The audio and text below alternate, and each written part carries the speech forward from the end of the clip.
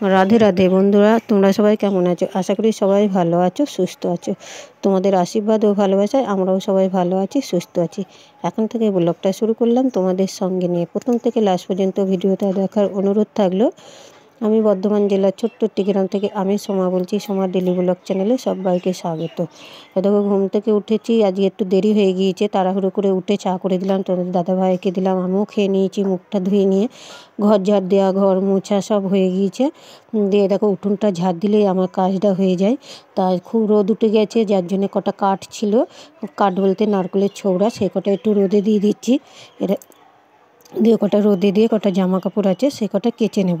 কাল যেহেতু ষষ্ঠী ছিল, পুজো দিতে গেছিলাম, সেই কাপড়টা রয়েছে, আর ওদের কটা জামা প্যান্ট রয়েছে, সব কটাই একসঙ্গে কেচে নেব। তাই দেখো, কলপাড়ে চলে আসলাম জামা কাপড় কটা নিয়ে, তাই সার্ফে ভিজাবো। তা ঘুম থেকে দেরি করে উঠে 2 ঘন্টার মধ্যে কত তাড়াতাড়ি কাজটা সারি, সেটাই তোমাদের সঙ্গে আজ শেয়ার করব। আরও তাড়াতাড়ি কাজটা সারছি, একটু ব্যাংকে যাব, ব্যাংকে যাওয়ার প্রয়োজন আছে, যাচ্ছি না, একটু তাড়াহুড়ো করেই কাজটা করছি। কিন্তু এই জামা কাপড় কটা না কাচলেই নয়, ধরো সের জন্য আরও কেচে নিচ্ছি।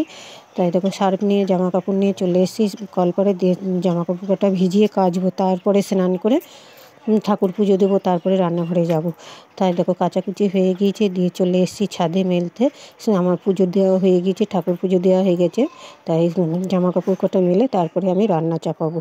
তাই দেখো, রান্নাঘরে চলে এসেছি, রান্নাও চাপানো হয়ে গিয়েছে। তোমাদের দাদাভাই হাটে গেছিলো, আজকে হাটবার যেহেতু শনিবার আমাদের হাট হয়, তা হাটে ঘরে সব রকম সবজি আছে।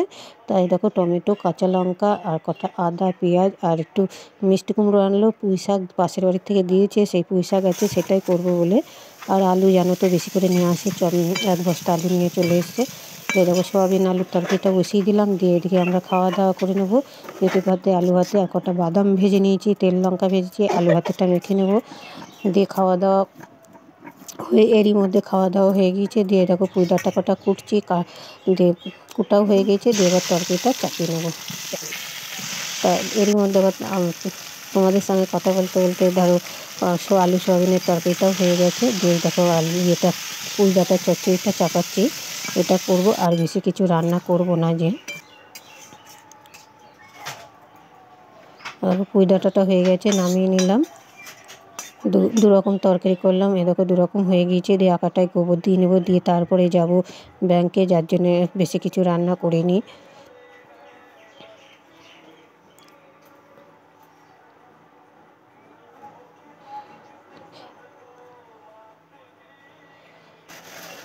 দিয়ে দেখো, ঘরটাকেও মুছে নিচ্ছি, ঘরটাকে আগেই ঝাড় দিয়ে নিয়েছি, দিয়ে মুছে নিচ্ছি, সেটা শেয়ার করলাম না। দিয়ে দেখো, কাপড় পরে গেছিলাম ব্যাংকে, সেটা তোমাদেরকে দেখানো হয়নি। তা একটু আসতে দেরি হয়ে গিয়েছে, ছেলের খিদে পেয়ে গিয়েছে, তাড়াহুড়ো করে হাত পা ধুয়ে সাইকেলে গেছি, সাইকেলে এসেছি, তার জন্য আর কাপড়টা ছাড়লাম না লাইভ করব বলে। তাই খাওয়া দাওয়া করে নেবো, এখন 2:45 বাজে। তাই তাড়াহুড়ো করে ভাতটা বাড়ছি। লাইভে 3টেই বসি, তোমরা জানো যারা আমার চ্যানেল দেখো। দিয়ে দেখো, আর বিকেলে এসে তোমাদের সঙ্গে আর কিছু শেয়ার করলাম না, একবারে চলে আসলাম রাত্রেবেলা। এখন বাজে 9:30। দেখো, রুটি করছি, রাতে রুটি তরকারি খাওয়া হবে। তার দুপুরের তরকারি আছে সোয়াবিন আলুর তরকারি, আর এই দেখো রুটি কটা করে নিচ্ছি। দিয়ে দেখো, সোয়াবিন আলুর তরকারি তা খেতে বসে দেখছি তরকারিটা টক হয়ে গিয়েছে, তা গুড় দিয়ে সবাই মিলে খাওয়া হয়েছে। তাই দেখো, খাওয়া দাওয়া করে নিয়ে একবারে চলে আসলাম, বিছানাটা করব, তার আগে একটু মাথাটা আজরে বেনুনি করে নিচ্ছি। তা শুভরাত্রি বন্ধুরা, ভিডিওটা আর বেশি বড় করলাম না, এখানেই শেষ করলাম। আবার আসবো কালকের ব্লগ নিয়ে, সবাই ভালো থাকবেন, সুস্থ থাকবেন।